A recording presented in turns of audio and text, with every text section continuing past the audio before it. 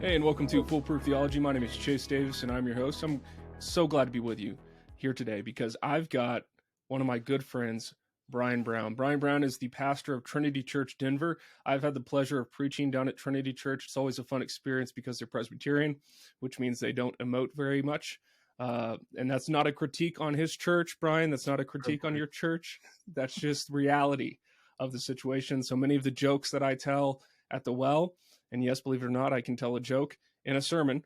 I would look out at the audience and I'd be like, I think I fell flat. I think this sermon's not connecting, but I always get a good reception. They're very hospitable people, and Brian has planted a beautiful church in Denver. And so, Brian, thank you so much for coming on the show today. It's good to be here, man. And it also might be because you're not funny. That's a fair assessment. Yeah. All right. So, Brian, you wrote a book on Nietzsche, and I think I'm saying his name right, and it could be Nietzsche or something like that. But I wanted to get you on because recently I've seen some literature of his going around, some ideas of his going around, whether it's on Ars Politica or other podcasts. And in high school, when I went to a Christian school, when they talked about Nietzsche, it was always in the negative. You know, he said things like God is dead or other things. And he was used to justify, and at least what I was taught, justify Hitler's positions on a lot of different ideas. And so I'm like, what is Brian Brown doing writing a book on Nietzsche? Why would anyone want to do that? I thought his ideas were bad. So why, Brian, why should we study Nietzsche? Nietzsche gives us, well, where to start? I mean, Nietzsche is one of the most important thinkers, I think, that's been produced in the last 300 years. Okay. And it's likely less due to people reading him and being influenced by him, and mostly he articulated a stream of thought that is predominant in our day. The difficulty with Nietzsche, and I think you're already pinpointing it, is he never articulates a concrete philosophy. Okay. He's never saying, "Hey, this is true, therefore you should go and do this." His famous line of his is that I am dynamite. He never set out to produce a constructive philosophy. He just wanted to tear down everything. Oh, wow. Which meant that he could be used by anybody. And so he's been taken up by the far right. He's massively influential, or at least his thought is, on the far left. And so that's kind of how pliable he is. You can put him to use however you want to use him, for whatever purposes you have, because again, like his goal was simply to destroy what's there. And so if you need a philosopher who's good at destroying things, plug Nietzsche. I became interested in him. There were a couple different streams. First, like, they just asked me to write, and it's hard to call this a book. It's more of like a pamphlet. It's a study guide to Beyond Good and Evil. I was asked to write that up. They were trying to get a handful of different people to write study guides to important pieces of literature. So they asked if I would take on Nietzsche. So I think they expected me to write it in about 3 months. I took probably 2 years because I just decided to read a whole lot of Nietzsche and a whole lot of biographies of Nietzsche. And the further I dove in, the more interesting he became. Okay. He's an incredibly enjoyable writer for me when I read him. He's funny, and he's funny in a he's funny in a way of just complete and utter cynicism and sarcasm about pretty much everyone in the world, and he doesn't pull punches either direction. He pretty much hates everyone, and so I became interested in reading, like, oh wow, I enjoy reading cynical writers because they're usually fairly entertaining. Yeah. And then you begin to see traces of his thought everywhere in our day. More than traces, massive influence in our own day. And he began to explain a lot of what I think is at the root of kind of postmodern secularism, and how much it is shaping the way people think, or is the root of how people think. So yeah, that's why I got interested in him, and I actually think it's why people should read him. You should read him in doses. and you should know just going into it, like, hey, almost everything he's saying here is designed to deny kind of fundamental presuppositions about how not just Christians have viewed the world, but really anybody anybody prior to, well, pretty much prior to Nietzsche. Um, That's so funny. yeah. Did Nietzsche, did he come from a particular school of thought? Was he trained by certain people? Like, who did he associate with that gave rise to kind of his articulation of a non-philosophy, or a, however you would articulate his worldview, or thoughts about reality? Where did he come from? So one of the fascinating things to me about Nietzsche is he came from a long line of Lutheran ministers in Oh, Germany. wow. And so his home was like deeply religious that he grew up in, extremely pietistic. So it was very much shaped by religion as experience, and religion as pietistic exercises of concern for the poor, those kinds of things. That comes out in his writing all over the place. Um, I'd say that there's not a single school of thought that kind of influenced him. What you see him doing is essentially rejecting all schools of thought, and so he sees the Enlightenment. He sees the Enlightenment as the death of God, and the Mm, first opportunity humanity has had to be truly free.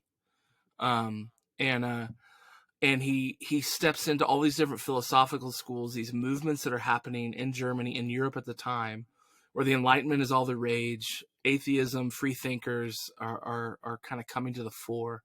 You've got massive urbanization happening in Europe during that time, and he's looking at basically the failed aspirations of the Enlightenment, to actually finally be free of God and all of the constraints that's come with that.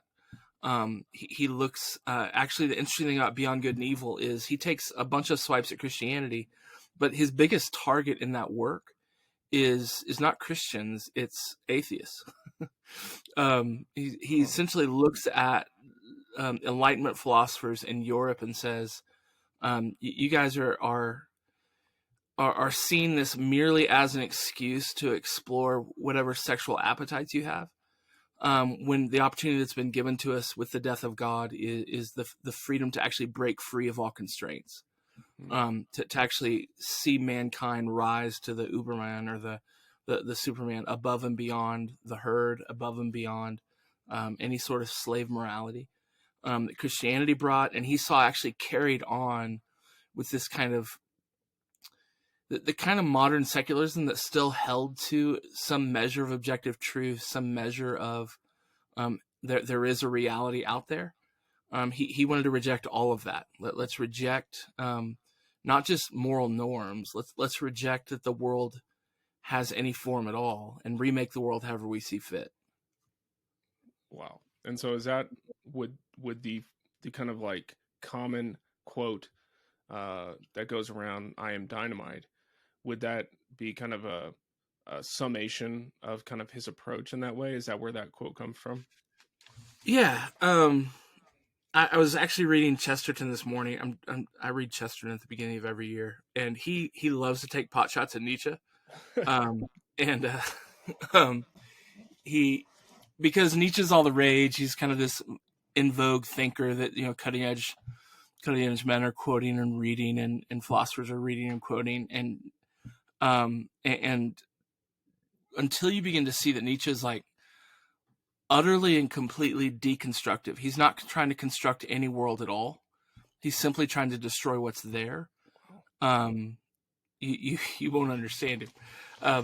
I found myself, like, particularly when I first dove into him, like constantly looking, okay, like you've gone on and on and on and on about how bad this is, and how weak men are, and how weak society is, and you've yet to give me something to attain to. Mm, Um, all you've given me is a world to destroy. As soon as you like accept him as that's all he's trying to do, um, you suddenly. I mean, I found him more entertaining that way. sure. Is it fair to say, like, him coming at the Enlightenment, like you described, and saying that the Enlightenment did kill God, then there seems to be a weird overlap with the post-liberal pre-modern critique of the Enlightenment, Mhm. which would find agreement with Nietzsche in a sense that the Enlightenment did disenchant the world, or sought to, and the Enlightenment did strip away kind of spirituality. And when I hear that, I go, I agree with that. Like I tend to agree with that. Is that why you see Nietzsche getting picked up by some Christians and kind of appreciated for that critique? Yeah, probably. I think he recognized even the death of God quote. That's less a statement of his theism, um, although it could be. It is. It's intended where it's been used, particularly in the gay science, as a statement of he's dead, but he still haunts us. Like we can't escape. Society can't escape. Man can't escape this. Even supposed atheists can't escape the fact that like they still believe that the ruler is real. They still believe that that when you measure something, that the world still has a functional order to it. Um, and so I think he's been taken up positively to say like those are accurate observations he's making about the world. His goal is different. I mean, his goal is like smash the rulers, like smash the frameworks, get rid of all of that. Let's finally evolve beyond what mankind has been. But his I think the thing that haunts him his whole life is why can't we escape this? Like why can't in the end we've philosophically killed God? We've disenchanted the world. We've come up with all the philosophy we need to say the world is infinitely malleable. Why can't we finally just get rid of all the last vestiges of this? That drove his rage. I think ultimately drove him to insanity. Mm. Although there's other things that genetic things and other things that might have come to play in his insanity. He But did in go the end, insane. like yeah, he did. It's actually a hilarious and funny story and sad story. I don't know if you like horses, it's a sad story. What Um, happened? so he's in Turin, and he sees a horse getting beaten and screamed at, and he runs over and grabs the horse by the neck to step between the man who's abusing this horse, and then collapses in madness. And essentially, the last 10 years of his life is this devolution into insanity. Ends up Wow. being institutionalized, having a series of strokes that he finally dies from, succumbs to, and dies. Wow. That's crazy. So you see him That's as like in that scene, he's espousing at least some measure of morality, right? Like you yeah, shouldn't right. unnecessarily continue to beat a horse over and over again. Um, and his one of his last acts as a free man is to try to save the horse from the beating. And then immediately his friends start getting concerned because over the next few months they start getting letters from him where he signs the letters, the crucified one or Dionysus, essentially trying to establish, I think, break free from the the the the the the view of there's some higher being, there's some objective God, there's some objective reality, to essentially say, no, I am God, I am God, I am God, like trying to reinforce it almost, which Wow. it essentially drove him mad. What did he? I'm really curious if one was to imagine a world in which Nietzsche, his philosophy was taken up and people embraced it and said, yes, this is the truth. This is what we will all do. What would that world look like in terms of governance? What would that look like in society? Would it just be independent agents, no nations? How would his kind of vision of the world uh, look like today? I think it would look like our world. oh, um, oh no. or at least increasingly the direction our world is going. But not because that's what he imagined. I think his vision of the world is so unsustainable. I think one of the observations that's been made is, and it's actually a critique I read recently of Carl Trueman's book, which I think is a misunderstanding of Trueman's book. Um, is that they see that the fundamental problem in kind of the West is this kind of rampant autonomous individualism in which we remake the world, we remake ourselves in whatever image we want. That's exactly what Nietzsche was aiming at. The critique was that the problem in the West is not fundamentally individualism, but that we've collapsed into kind of a communitarianism, so that we actually just take on our identity from those around us. So recent surveys of the kind of explosion of gender confusion among adolescents, and how even during COVID, I saw one statistic show that they had you had this massive proliferation of adolescents identifying as homosexual or opposite gender or gender confused or whatever the different identities they took, but you stick them in their home, away from their peers, away from a place where those identities take on certain social benefits, and suddenly everybody kind of regressed back into normal, into male, female, mostly heteronormative kind of categories. Right. And so I think that actually exposes the fact that we're we like to imagine ourselves as being the Uberman, being the Superman, being the one that remakes the world, remakes our bodies, remakes sexuality in whatever terms we see fit. But what we've actually found ourselves is like that's absolutely unsustainable. And it collapses into a communitarianism where there is no such thing as the individual. We actually are always embedded in a society, always embedded in a culture, always embedded in relationships with other people. And this is where Rene Girard has written quite a bit on Nietzsche. And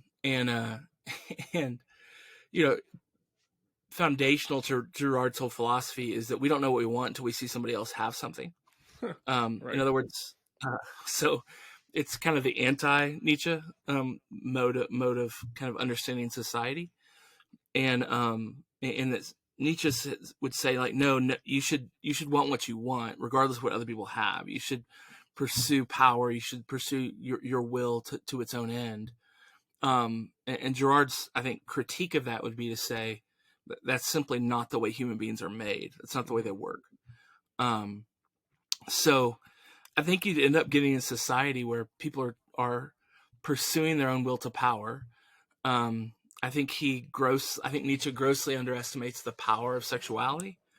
And so I think if you get what Nietzsche wants, it's going to become deeply corrupted by sexual desire, played out wherever we want to see it. And I think he aims at something that's completely unsustainable. It's psychologically soul crushing. If I want to be my own God and really live out the full implications of that reality, I'm going to be. You just can't. I don't think you can psychologically stay in that place and not immediately find yourself, not immediately, but eventually find yourself in a place of utter despair, or just kind of lying to yourself your entirety of your life, saying I'm an original, I'm unique, Right. when in reality you're just mimicking whatever appears to be unique around you. Yeah. This was one of the hardest lessons for Kim, my wife, with her business, because she started with Etsy and she was making all these things. And in the Etsy world, you have a bunch of creators who think they're originalist, but they're all just kind of inspired and copying one another. And so they're constantly fighting over copyright issues, or like, you stole my idea. And so Kim would be so flustered because she would make something and then somebody else would mimic it. She's like, they stole my idea. And I was constantly like, Kim, like, I understand why it looks that way because it's the same product. So like, I get why you see that. Also, like, maybe consider, that your idea came from someone else. And so I gave her a book. I think it's called Steal Like an Artist. And she was when I gave it to her, she did not like it at all because she was like, no, I'm an original. And I was like, I love you for that. I know, but like, you need to. And so over time, she kind of grew to understand that much better. But it can be really hard as a young person in our world, our kind of postmodern world, where you're told, you can be whatever you want, you can do whatever you want, and the expectation, the burden to carry as an individual is, well, I've got to identify the right career path that's uniquely suited for me. That's my special calling, and like all these things. And it's just an unbearable weight that people carry in our world. It's really sad, and I think it leads to a lot of chaos for a lot of people. Yeah, for sure. What about his critique of pietists, of the Lutherans? Because I want to hear his critique of both the atheist and the pietist. But for any listener to my podcast, I've presented contra pietism, not piety, not holiness, not sanctification, not all that good stuff. I've written a book on that. I care about that. I'm talking pietist. So maybe if you want to tell me his understanding of pietism and then his critique of pietism, I'd be really interested in hearing more about that. Yeah, so I'm not aware of a place where he addresses pietism specifically. I would say that the Christianity he's primarily aiming at, in his own understanding, would have been largely a pietistic one. Okay. So we can speak to I can speak to, at least maybe somebody else knows if he took on pietism in a more specific way or distinguish different strands of Christianity. I don't see him doing that in any of the writings I've read, and any of the work I've studied. Like he just kind of treats Christianity as kind of a whole, as part and parcel. And his main critique is it's a slave morality. It leads people to do what he would say is, it's a kind of morality that champions the weak, champions self-sacrifice, champions, in his view, champions kind of self-mutilation, and rather than celebrating strength, celebrating that which would overcome. So overcome everything. And so his critique of Christianity is essentially it's weak. It's pathetic. It leaves people enslaved to weakness, and afraid of strength, afraid of their own strength, their own morality, their own desires. When I hear that, I immediately think there's something to that. Oh yeah. I mean, what do you see there as a fair assessment, and where would you point Nietzsche to a biblical perspective?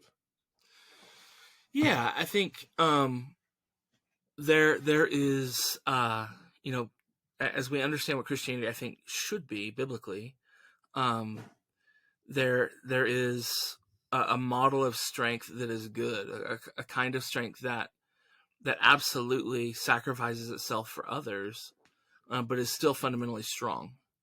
That there is a morality that, and at one level, my response to Nietzsche would be, he would just yell at me and spit probably, but would be to say that like this is simply a better way to be human. One, you've misunderstood certain aspects of what Christian strength, what strength is, and two, that there is something profoundly good about loving your neighbor, that is a better way to live than not loving your neighbor. And I think the question that Nietzsche he would just reject offhand, but I think it's the question that he can't and he should be brought back to over and over again is strength to what end? So I would agree that like strength in and of itself isn't evil, but strength has to pursue objective ends and objective goals. He rejects objective ends, objective goals, and essentially would say strength used to serve any objective end is redefining strength as weakness. You've now just become a slave. Wow.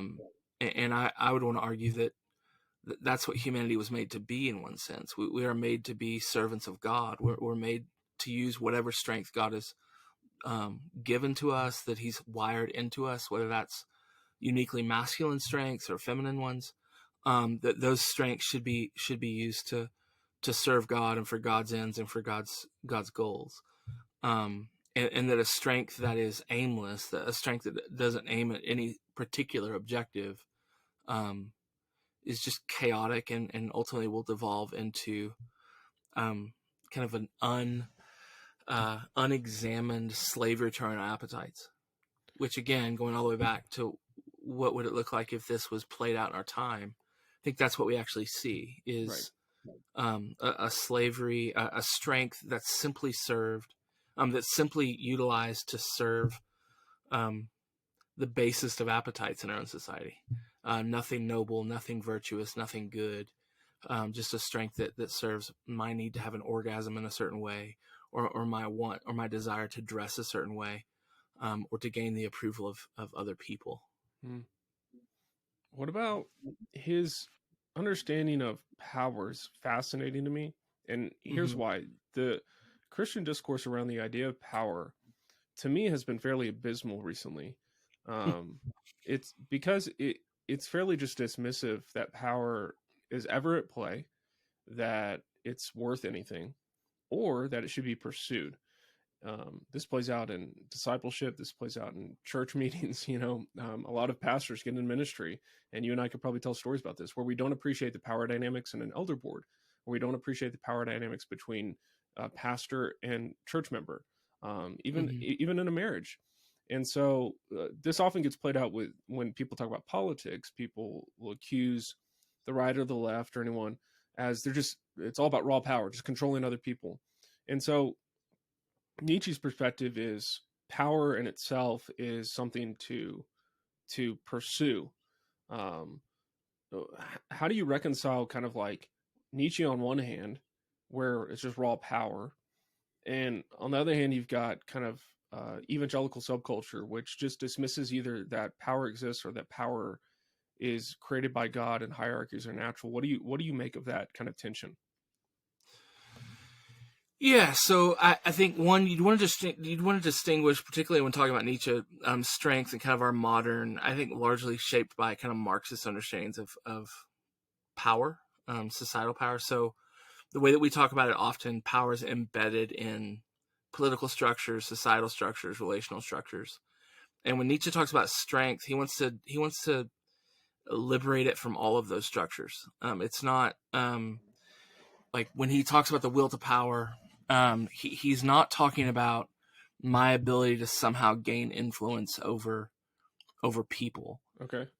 He's talking about my will to do what I want to do, to accomplish and build a world that I want to build. Okay. And so he hated the communists and he hated the Nazis, because both of them for him represented kind of communitarian, like dependent slave frameworks. He had a pretty big falling out with Wagner, kind of the champion of German nationalism, largely because Wagner, he saw Wagner taking on kind of this like pre-Nazi German identity, and he saw it as sentimental and weak. Which is why it's funny. Like Nietzsche's used to say, well, this is the philosophy behind the Third Reich. That's not actually the case. Nietzsche's sister took a collection of like posthumously published writings, altered them, added to them, because she was a Nazi and her husband was a Nazi, and wanted to kind of cast her famous dead brother as kind of a proto-Nazi. Gotcha. When everything I think you see in Nietzsche is he would have hated fascism, and he absolutely hated communism. And so when we start talking about power, and at least in the way that you're talking about, you're talking about it in terms of the framework of relationships, the framework of politics, the frameworks of institutions.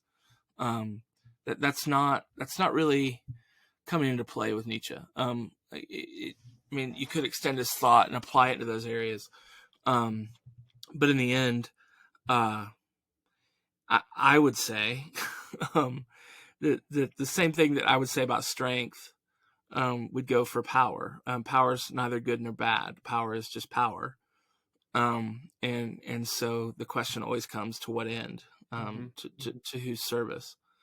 Is it the service of God and the objective or biblical good of people? Then great, you should have all the power we can put in your hands. Sure. If it's power to serve your own ends, your own kind of self-satisfaction, then that's power wielded or strength wielded to a terrible end, an end that will destroy you and hurt people. Right. As a kind of thinking about that spectrum that you just laid out, either serving God or serving man, which all over the Bible, this is a biblical truth. This isn't me trying to find a third way. This is just like, this is the way Jesus teaches. And how do you reconcile when you, and I know this is personal, but like all of us are kind of a mixed bag of desires. When we become born again, when we're regenerate, we desire the things of God, but we still have remnants of sin. And so in some of those desires to serve God, you said, give that person theoretically, give that person all the power we can give them because they want to serve God. Yet at the same time, we know that people are fallen. People have mixed desires. Even in our service of God, it can be mixed because it can be motivated by a variety of factors that may not be directly oriented towards God.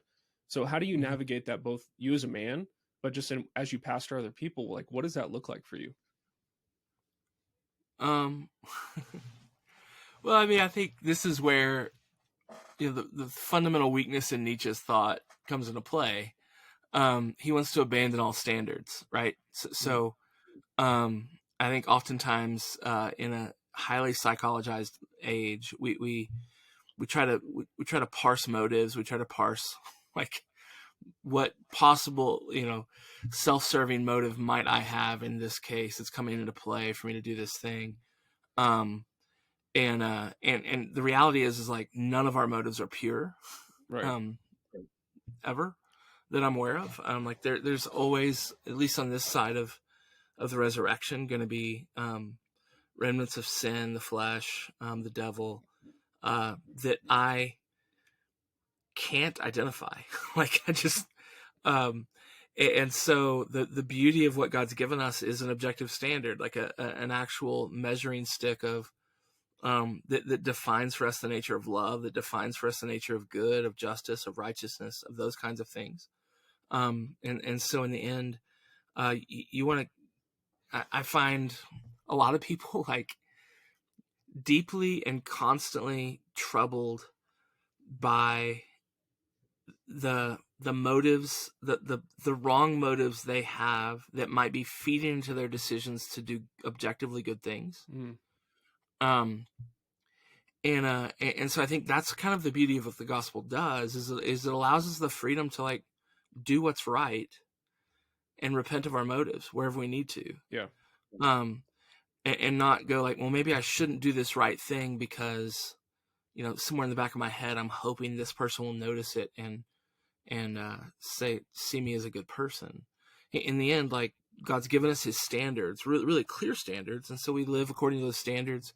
We seek to obey those standards. We seek to love people in the way that the Bible defines love, but we seek to do all the things the Bible commands us to do. We fail at that. Sometimes we do things the Bible shouldn't tell us to do. We repent of that sin.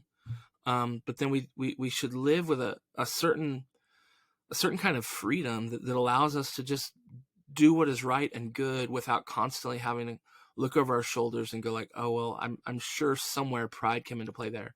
Or I'm sure somewhere greed or arrogance came into play there.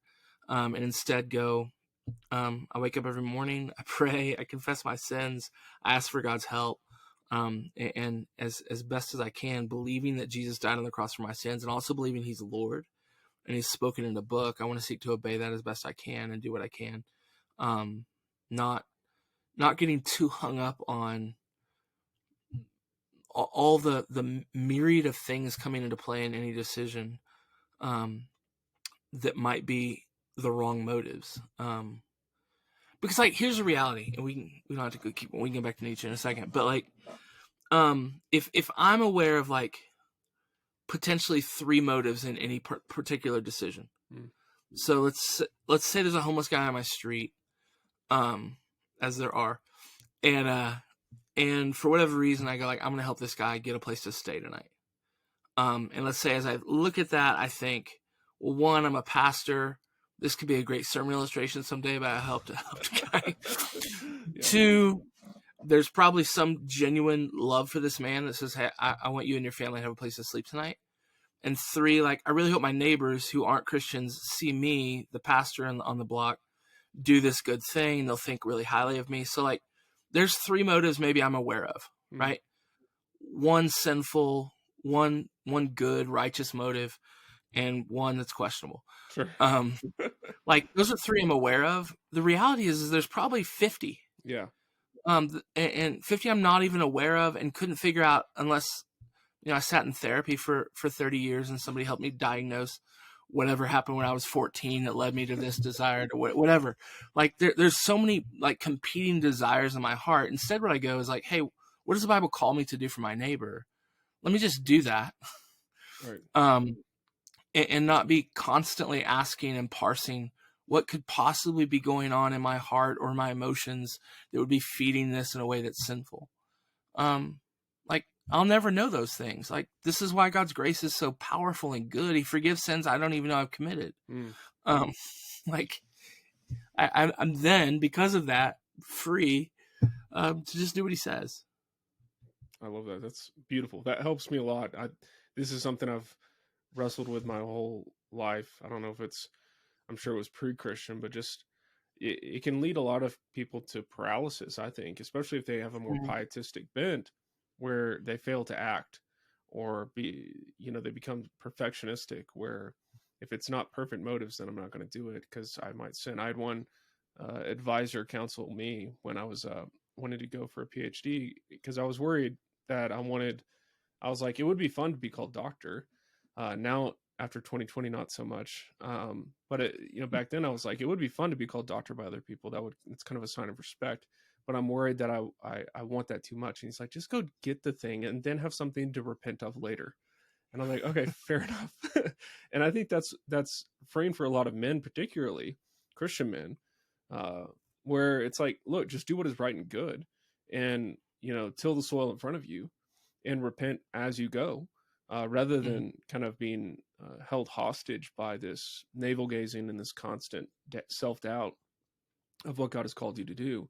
Do what is right and good according to God's word, and know that the grace of God goes before you, and there's enough for each day as you need to repent. So I think that's a really good word. Go ahead. I think too, like, this is part of the modern day appeal of Nietzsche. It is that he essentially is this loud voice shouting in German with a big mustache, like, get rid of all that crap.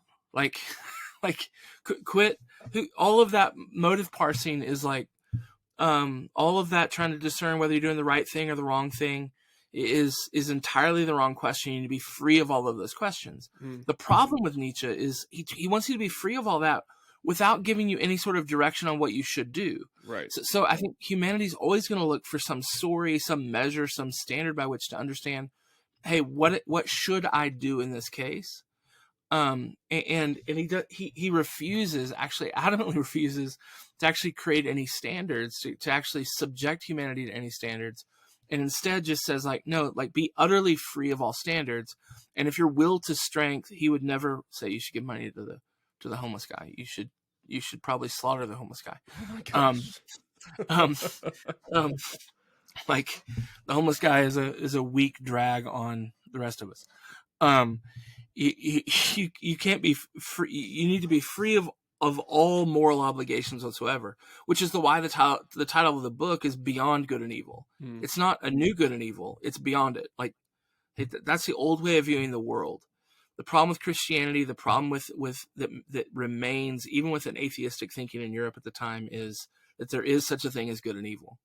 And he's wanting to go like, no. Like, it's time now for us to move beyond those categories at all. Wow. Yeah. I want to be a stick of dynamite in that. That's fascinating. And it makes sense why, as I'm hearing you talk about Nietzsche, I'm like going like, I can see the appeal of that. Of that. But it's really helpful for you to kind of critique. And I'm assuming, is this what goes on in your book as a worldview guide? Is this some of the stuff you get into to kind of help people kind of, whether they're reading Nietzsche or they're, or they're just familiar with some of his ideas. Is that what you get into in the book? Yeah, just it's all built around beyond good and evil, and so just tracking some of the background. What's his argument? What's he actually holding out? And then why in the end is this like bankrupt? Why is it ultimately going to fail? I would say, like, one of the things I truly begin to admire about Nietzsche, and I admire this anywhere I see it, is here's a man with a worldview that it is absolutely adamant that it must be pushed into the corners. Let's go all the way with it. If you're going to say there's no God, great. Yeah. Let's go all the way with the idea that there is no God. If you're going to, in the same way that I think this is something that I think we can learn as Christians from Nietzsche. I think there's so much I've just in recent days, observing it in all of the debate around Christian nationalism, is this kind of this. We've maintained this sort of quasi middle ground where we don't live consistently at all with any sort of approach to reality. If God is irrelevant to politics, then like be done with him. Like be done with him there. But if God is God, no, if he really is God, then why would we stop short or be embarrassed by the fact that like, no, then he actually has a whole lot to say about how society should be structured. Right. And like, let's be consistent in our thinking and our worship. And therefore consistent in our living and in our applications of that living to the world. Like, if God is God, let him be God. If he's not God, then let's quit pretending like he's God over my little heart in the closet. Like, or he might be God over my particular approach to morality. Like, if he's God, then he's God. Then let's live like he's God. If he's not, then I think Nietzsche makes a lot of sense. Right. I think it doesn't work. Right. Because there is a God. And the world actually exists. It actually has form. It actually, you're subject to your body. You're subject to the world that works the way that he designed it to work. But like this kind of quasi middle ground where we kind of pretend like, hey, God matters over here, but he doesn't really matter over here. If he does, he only matters because he influences me privately. I think this is the exact sort of thing that would have just piss Nietzsche off. Sure. Of like, hey, if God is God, then like, I mean, at one point there's a quote, I'm tempted to look for it because it's really funny. You can find it. But he essentially says that it's simply because of the weakness of Christians that they don't burn us all. Because if Christians live consistent with what they say is true of God, then like, if I'm out here saying what I'm saying, they would come and find me and burn me, and that would actually be something admirable in them if they did burn me. Wow. But because they're weak, they just let us kind of roam around and say whatever we want about the world. Yeah. That is funny. Well, it sounds like the book would be really helpful. You said, obviously you were joking. It's kind of like a pamphlet, but I look forward to getting a copy. I'm not joking. It actually is kind of like a pamphlet. It's very thin. Where can people pick it up? Do they go to Canon Press or where can people? Yeah, I think it's on Amazon or Canon Press. I think Canon actually has a version where you can buy Beyond Good and Evil, and they stick my study guide in the back of it, so you can kind of go back and forth and look stuff up. So I love that. Yeah. That's awesome. All right, well, I'll make sure to put a link to that. Is there anything else? I want to put a link to Trinity Church where people can listen to your sermons, which I thoroughly enjoy. And then anywhere else that you want people to find you. I know you're on Twitter, but not that active. Where else can people find more of your writing and thinking? I mean, I don't write enough. I get to reading and thinking and wanting to process things and don't want to say anything until I've processed it, which then that processing just goes on and on. There's a blog on the church website that I write on, try to write at least once a week on. Other than that, man, that's it. Okay, cool. Yeah. Well, thanks for coming on the show, Brian. Yeah. Thanks for having me. Hey, if you're a listener and you enjoyed this episode, I'd love to share it with somebody else. I think Nietzsche is a fascinating thinker. Obviously I've learned a lot on this episode, and maybe you could share it with somebody who also could learn a lot, and y'all can go grab a beer and talk about Nietzsche and freak some people out. But if you want to sign up and support the show, Patreon is a great way to do that. You can sign up in the show notes. I'll put a link there. Any dollar amount helps. It just helps me bring great content like this to you. I know I've got my Patreons on there active. They're constantly asking me what kind of content I should produce, not just asking, they're telling me, which is great. It's actually really helpful, and we can have great discussions on there. Be like Nietzsche, be free from their constraints. Free. I just ignore. Great patron there. But you can go sign up in the show notes there. And we've got, who do we have coming up next? We've got Bethel McGrew, I think, coming up. I'm recording with her, and we're going to talk about Revoice, the PCA, Tim Keller, all that fun stuff. So you can look forward to that coming soon. Until then, we'll see you next time.